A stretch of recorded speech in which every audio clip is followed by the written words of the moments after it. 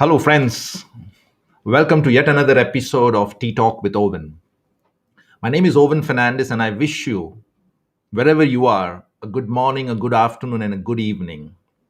Today is the 17th of August, 2021, and my heart today reaches out to the people of Afghanistan. I've seen certain unbelievable pictures of people hanging on a moving aircraft falling to their own deaths. I've seen people crowded in tarmacs trying to flee a nation. Friends, let's keep humanity at the core. Human beings are cherished, human beings are important, human lives are important. My heart also reaches out to those fires that are taking place in Greece and to every human soul wherever in the world they are suffering. Let's take a moment of silence and just be grateful for the fact that we are doing well in spite of all the things that are happening around us, in spite of having COVID around for the last 18 months. So just take a moment of silence today and think about those people that are in peril. Our topic for the day today is how to live a happy life. Now, I know that you might say, hey, listen, Owen, this is easier said than done. And I just want to bring it to your notice, friends, from wherever you are watching. The best things in life are free. We don't have to fight for territories. We don't have to show power. We don't have to show aggression. We don't have to do all sorts of things that we see in the world today in order to be satisfied, to be at peace, to be in a state of bliss, to be in a state of calm, or for that matter, to be happy. Now, being happy is behind every single human goal, human objective, human mission, and each one of us looks to being happy. Now, the word is something that has never been truly defined concisely, but that everyone seems to be aiming for. Isn't that true? We all long to be happy. We all want to be happy. We all chase for happiness. We somewhere believe that happiness is difficult to achieve, and there lies our problem. I repeat, we somewhere believe that happiness is difficult to achieve, and there lies our problem. And our problem is more or less in the mind than anywhere else. We always run for things that are difficult to achieve. So it becomes a constant pursuit, an unending desire of happiness. My question today at the start of this episode is, why do we crave for happiness? What's so unique about this word called happiness that we all want to have it desperately, some desperately, but most of us don't seem to possess it? What is it that is evading us? What is it that keeps us constantly striving for something, yet we do not know what exactly it means to be happy? So, in this episode, friends, I have tried to work out something in order to share five simple rules. I repeat, five simple rules to live a happy life. So grab a cup of tea or coffee, whatever your favorite drink is. Take a comfortable seat, relax as we go deeper into something that the soul of the human being looks for to be happy. So please let us know in the chat box where you are watching from. Again, I repeat, today is the 17th of August 2021, and the topic is episode 31, How to Live a Happy Life. So let's get going. I see my friend from Melbourne, Jill Perkins, on the line. Jill, wonderful to see you. I hope you are safe and doing well. I see a good friend of mine, Mohammed El Asri from Muscat, Oman. Greetings to Oman. I also see a good friend of mine, Peter Bordaj. Excited to see you take on happy living. So, friends, let's get started. As usual, I always start with a quote related to the topic, and this time it's coming from Marcus Aurelius Antoninus. Now, I want you to pay attention to what you see on the screen and the profoundness of the statement. Very little is needed to make a happy life. It is all within yourself, in your way of thinking. Now, focus on certain aspects of this particular statement. Very little is needed to make a happy life. Focus on the state, on the word within yourself, and also focus in your way of thinking. Friends, it's all in the mind. The best things in life are free, and we just go about seeking everything outside rather than looking inside. So I have this to say to those people on the call today: happiness is not a state of being. We all know that.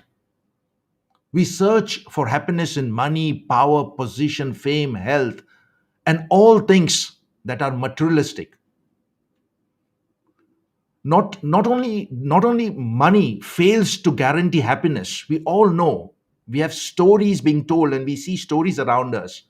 Money just does not bring or guarantee happiness, but sometimes it could possibly bring the very opposite that we are craving for: misery, selfishness, greed, all sorts of things that we don't want ourselves to be associated in our pursuit of happiness. So happiness is a state of mind. And how do we explain that? We can explain that by looking at two sides, only two aspects. Of course, there could be many aspects to it, but let's look at two aspects of it: spiritually and psychologically.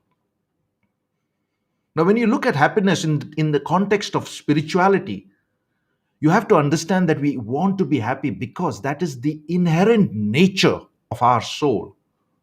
It is within us. We are called to be happy human beings. Something has gone wrong somewhere. Our soul, our soul loves to express, expand, and evolve. It loves to be in a state of bliss. We all long for, don't we? So even if we see materialistic wealth around, and if our souls are not at peace, it's very difficult for anybody to say that he or she is happy. Also, has there been anyone that you know around in your household, in your family, at your workplace, who says that he or she does not want to be happy? Now, I have lived for the last 50 years of my life, and I have met a lot of people all along through. I've yet to find a person who says, Owen, I don't want to be happy. We all crave for that, don't we? So we are spiritual beings. Of course, we have got a human body, but we are also soul and spirit. So consider happiness in the context of the multi-dimension that we possess: body, soul, and spirit. So it's just not sufficient to feed the body and consider to be happy. Consider your soul, consider your spirit, and consider your oneness with the creator of this universe, who I call God. Then there is a second aspect to looking at the word happy, or the state of the happiness: psychological. Now, being happy just makes us happy. Isn't that true? It makes us feel good. It releases positive hormones in the body. In fact, it's life-giving. The whole mechanics in the body makes it a positive experience, and our mind wants to experience it again and again. So, what are the five simple yet powerful steps that I would like to share with you in order to make or live a happy life? So let me have a look at the chat box today. I see a good friend of mine, Titus Dantas. He says, "Almighty alone can save the families of Afghanistan." Of course, he's referring to my talk about the people in Afghanistan. Through Many families have fled to Canada as refugees, some to Pakistan. As you say, many have fallen to death by overcrowding because they are leaving their homes. Yes, just imagine, do you think that the people of Afghanistan today are happy with what they are seeing around? Yes, they could blame the US and all sorts of geopolitical reasoning, whatever it is. But at the core, they are human beings, and they want and they have a right to be happy. Good. Let's see what exactly can we do in order to see that we can have a happy life. Now, friends, everyone wants to be loved. But have you ever considered loving yourself? We often think that we need to be loved from somebody or something outside, and we need to seek it from other people. But have you ever thought about it that when you seek love from external sources, you are allowing it to be taken away from you, which can leave you feeling empty and broken on the inside? Now, speaking of inside, why don't we look inside of ourselves for love? We have been wonderfully and beautifully created. At the point of birth, we are perfectly made imperfect. The Creator does not make mistakes. It is the way we see at life that we are not satisfied. What if I decide saying that, yes, I have been perfectly made imperfect, and in all my imperfections, I accept it and I love who I am at the core? Now, the word love yourself, it might seem selfish at first, but after a while, you will realize that before you can truly take care of anybody else, before you can truly take care of any other person, you have to first take care of yourself.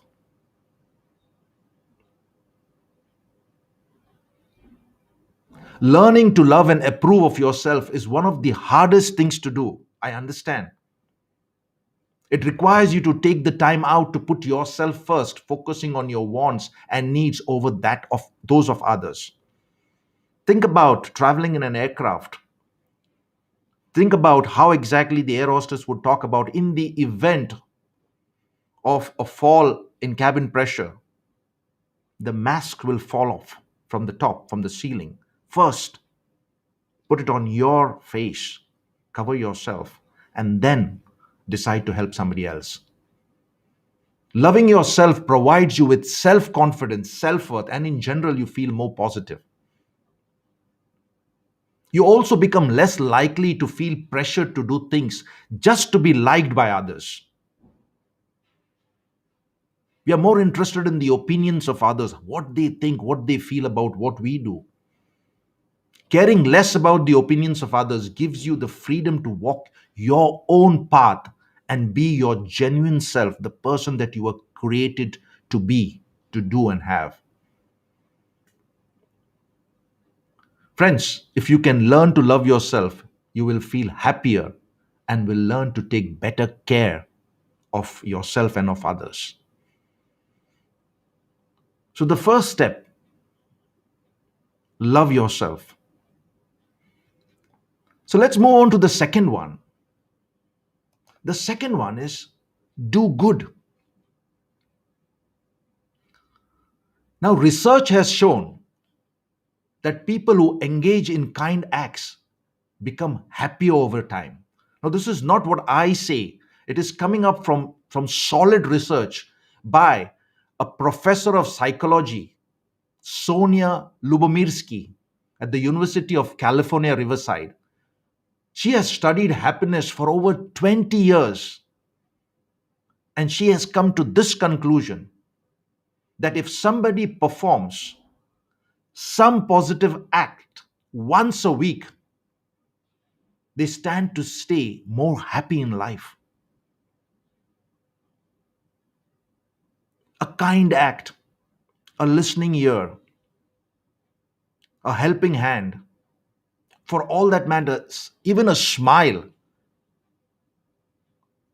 Friends, doing good makes us feel better.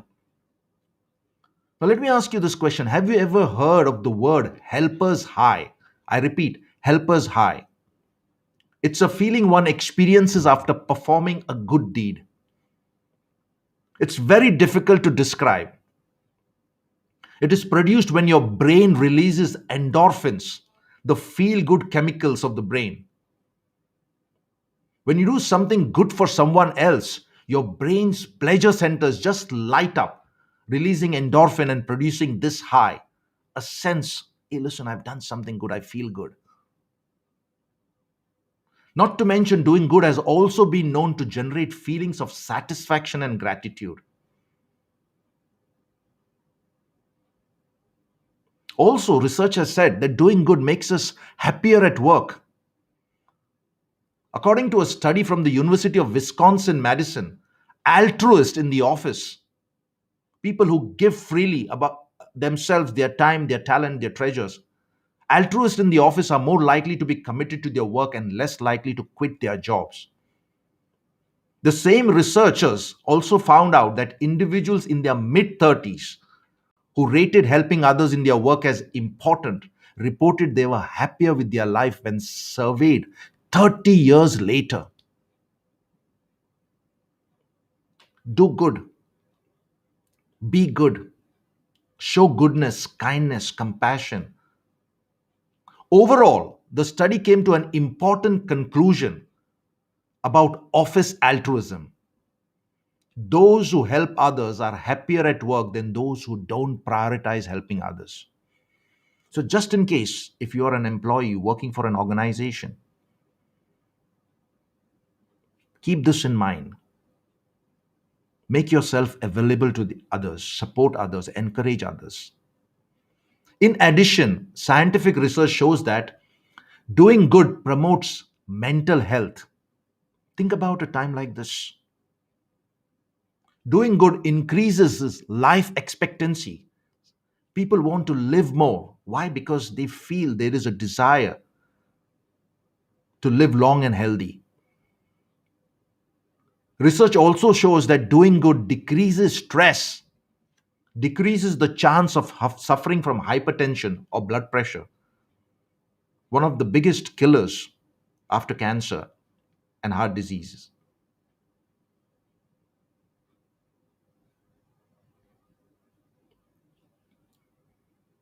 Point number two, do good. So let's move on to the third step. And this is very important: harm no one, hurt no one. Now, as I said, when I'm sharing things about how to be happy, you need to look at it from a different perspective. Now, it is, as I said, easier said than done. Hurt no one, harm no one. The choice solely lies with you. Now, friends, most of us have good intentions, but the outcome of our actions do not necessarily show up in the way we intended. Think about do no harm. Now, do no harm, the term is particularly popular amongst those involved in the field of medicine, healthcare. It is a basic principle taught in healthcare providing classes. First, do no harm.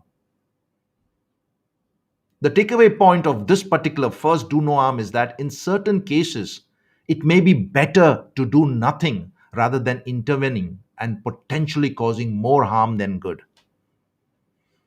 As I said, most of us have good intentions, so we just come into the way of certain things, not knowing the entire situation and all the complexities involved, and we add more fuel to fire. We love to come to judgments. We love to speak. We love to talk without even thinking. Now, in the perspective of happiness, it is connected to the law of sowing or reaping, or the law of karma, which states that when you intend and do harm to others, it will come back to you in one form or the other. We've all heard this statement: hurt people, hurt people. How difficult it is for us to intentionally not hurt or not harm anyone else.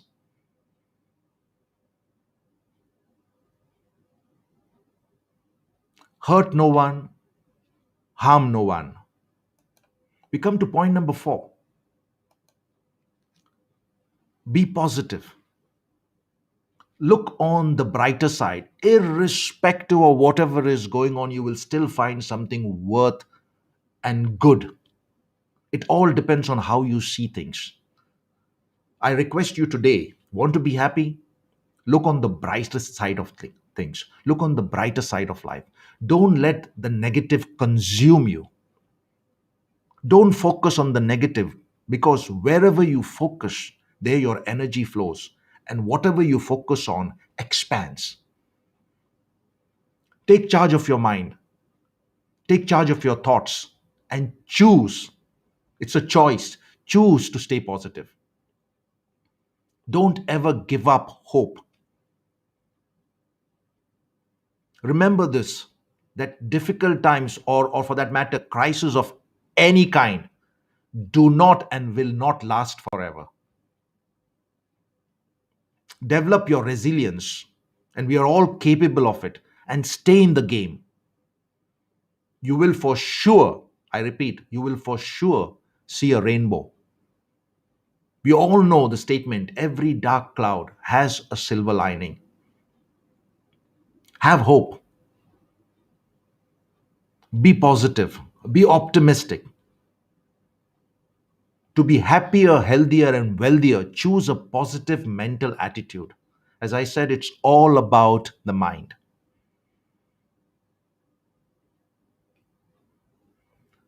React and respond positively. That's the biggest wealth of life.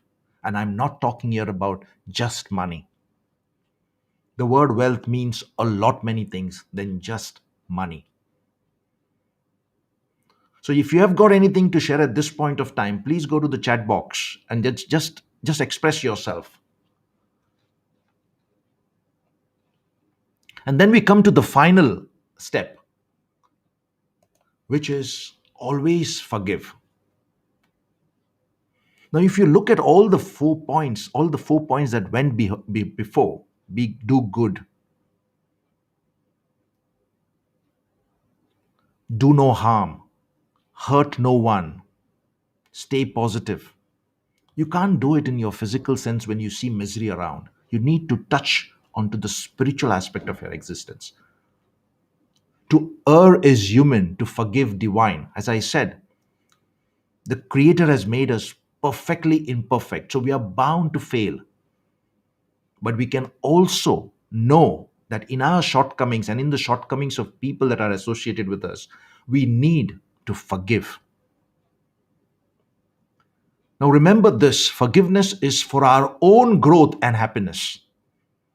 So, while we hold grudges against others, while we don't speak to people for years and years, while we feel jealous of all the other things people have done, and you see all those things happening, do you know that you are actually putting shackles on your own self by not forgiving? When we hold on to hurt, pain, resentment, and anger, it harms us more than it harms the offender. This realization itself should make you act in the area of forgiving people. In fact, forgiveness frees us to live in the present and enjoy the present. As I said, it's a gift. Yesterday is history, tomorrow is mystery, today is a gift. Learn the act of forgiveness. When you forgive someone, you forgive yourself. Then our anger, regret, hatred, or resentment towards someone, you hold your own power rather than allowing somebody to hold you responsible when you refuse to forgive. I have my cousin Sanjay Fernandez there. We may be able to forgive, but quite difficult to forget. It's okay. Just imagine if you're a spiritual person, God holding you against. God is a forgiving God. He's a God of mercy. He's a God of compassion. Yes, I do understand that we get memories. It's difficult to forget. But the choice of forgiveness is solely ours. Studies have found out that the act of forgiveness can reap huge rewards on your health. It lowers the risk of heart attack, it improves cholesterol level, and gives you good sleep. Now, how many of us would love to have good sleep? It also reduces pain, blood pressure, and levels of anxiety, depression, and stress. Can you believe the impact of your choice to forgive, just in case if somebody has offended you, for your own good? So, as I said, the power is in the simplicity. If you want to be happy, first love yourself. Second, do good. Third, hurt no one, harm no one. Fourth, be positive. And finally, always forgive. Difficult as it may seem, you don't get happiness for cheap. Yes, it is in the simplicity of these 5 steps. So, when you follow these simple yet powerful steps, you're going to see an increase in your energy levels. Also, research shows that you tend to be fitter, healthier, and you increase your body immunity to good levels. After all, health is wealth, and this wealth is any day welcome as compared to the riches of money, which most of the time fails to buy health. So, friends, in closing, I have this to say: being happy, as said by Catherine Pulsifer, being happy is something that each of us determines. So it's not something that comes from outside. It's something that comes from inside out. Being happy is something that each of us determines. It's not something that we find outside of yourself. It is within us and our choice. Now, before closing, I also have this to say. Happiness has also been linked to better decision making and improved creativity. So, in fact, rather than success being the key to happiness, research shows that happiness could, in fact, be the key to success. I repeat, rather than success being the key to happiness, research shows that happiness could be, in fact, the key to success.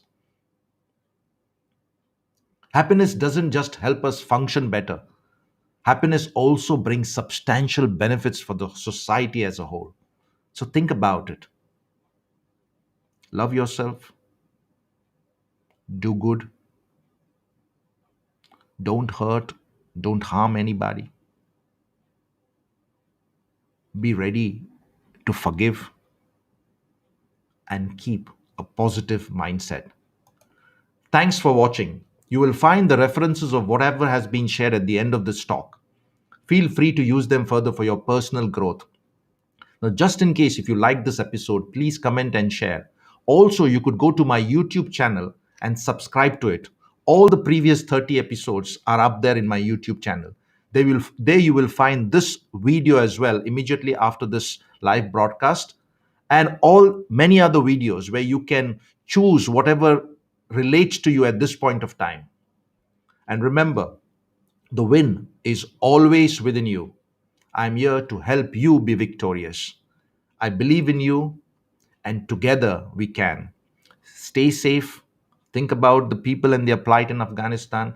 Think about the people fighting fires in Greece. And see you on the next episode of Tea Time with Owen. Bye for now.